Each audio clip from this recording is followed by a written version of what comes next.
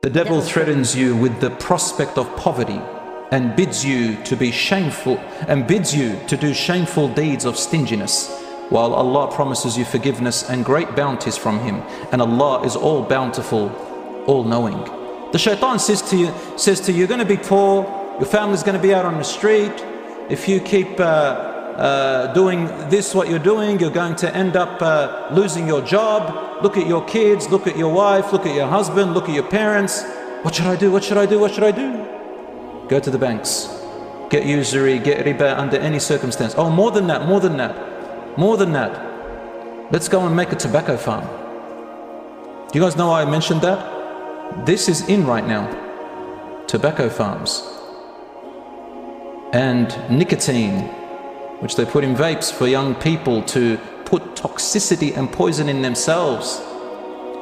And they do all these sorts of things in haram, stealing, theft, crime. Why? Why? Because the shaitan makes you afraid. This is going to happen to me, that's going to happen to me. Where's the tawakkul? Tawakkul on Allah subhanahu wa ta'ala means to seek halal provision, not haram provisions, brothers and sisters.